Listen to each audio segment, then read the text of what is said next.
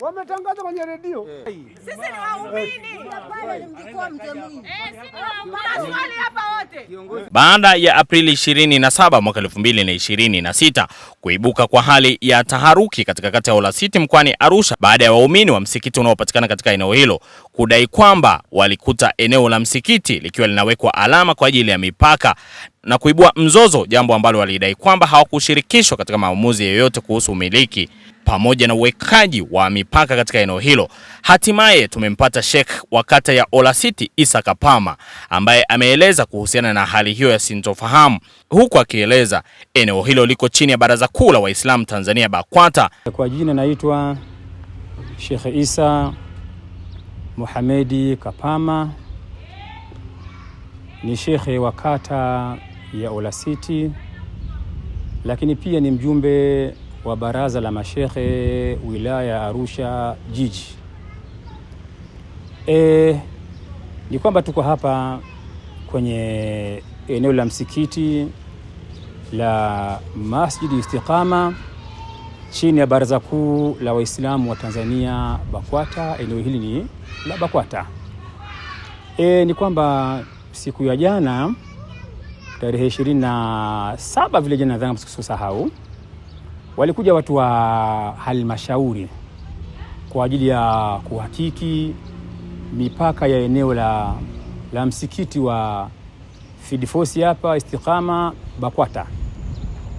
Kwa hiyo baada ya kuja hapa, wakati wakiendelea na zoezi la kuweka hizo beacon hizo, patokea baadhi ya Waislamu ambao ni waumini wa misikiti mingine wakaungana na waumini wachache wa msikiti wetu hapa, wakaleta fujo na hatimaye wakang'oa zile bikoni, na viongozi wetu wa baraza wilaya waliokuwepo hapa kwa busara na hekima wakasema wala tusiwajibu, tusitukane, tusilete fujo. Basi hatimaye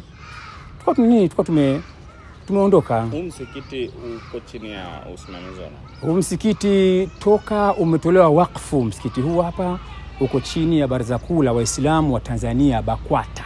Wao wanakutuhumu wewe kwa nini? Mimi wananituhumu mimi kwa sababu mimi ndiye niliyegundua kwamba msikiti huu hapa miaka ya nyuma walifanya ghushi, wakaenda kusajili ardhi ya msikiti huu kwenye taasisi ya markazi. Baada ya mimi kugundua jambo hilo, hapo nilifika BAKWATA wilaya mkoa, tukafuatilia kwa kamishna kule ardhi, tukakuta ardhi namba 782 ambayo ndio namba ya ardhi hapa, tukakuta inasoma lizi yake Markazi Islamic Center. Baada ya hapo tukamwambia kamishna akawaita taasisi ya markazi, bodi ya markazi ambayo iko Mabanzino Limited pale. Wakaitwa kwa kamishna, wakakaa kati ya kamishna, bodi ya markazi na bodi ya BAKWATA. Kamishna akaagiza, kwa sababu nyinyi ni Waislamu, kakaeni huko taasisi mbili, mkae mzungumze, muelewane. Baada ya hapo mlete mrejesho. Baada ya mazungumzo hayo, markazi waliondoka, wakaenda kwenye ofisi yao, wakaandika barua ya kusarenda, wakapeleka barua kwa kamishna pamoja na BAKWATA. Kwa hiyo baada ya hapo kamishna akaendelea na taratibu za kiserikali, hatimaye ikafikia hatua kamishna akamwagiza mkurugenzi kwamba hati hii ya markazi hapa sasa ibadilishwe ielekee kwenye taasisi yake halali ambayo ni taasisi ya Baraza Kuu BAKWATA. Document ilionayo hapa kwanza hapa na document inayoonyesha kwamba mali hii ni mali ya BAKWATA, ambayo ni kesi iliyofanyika tarehe 21 mwezi wa 9 mwaka 90, ambapo BAKWATA kuna bwana mmoja anaitwa Mindia alivamia eneo la msikiti. Mwaka 90 BAKWATA wakafanya naye kesi. BAKWATA wakashinda ile kesi ile pale, na mahakama ikawaamuru BAKWATA wampe shilingi 200,000 bwana Mindia kwa ajili ya kuondosha vifaa vyake kwenye eneo la msikiti. Kwa hiyo hii ni hati ya kwanza ya mahakama hii hapa. Mimi hapa ni wamenileta mwaka 2000 kuwa mwalimu wa madrasa hapa. Paka hapa sasa hivi hapa ni miaka 25 hapa hivi.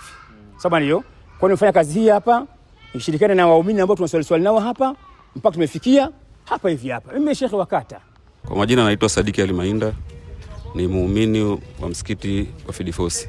Kutokea ni kwamba Hili eneo la msikiti ambalo tulioko sasa hivi hapa ni eneo ambalo lilitolewa wakfu na mzee anaitwa Bakari Mindia. Huyu mzee alitoa eneo hili wakfu kwa ajili ya kuwapa waumini wa msikiti wa Filifosi kuendesha shughuli zao za ibada na maendeleo ya kijamii kwa ujumla. Wazee hawa baada ya kukabidhiwa hili eneo walikuwa na mpango na malengo ya kuanzisha taasisi yao binafsi ya kujitegemea. Kwa hiyo njia ya kwanza walitumia ambayo inatambulika kisheria na lazima iwe ni wajibu, ni eneo husika lazima liwe linatambulika kisheria.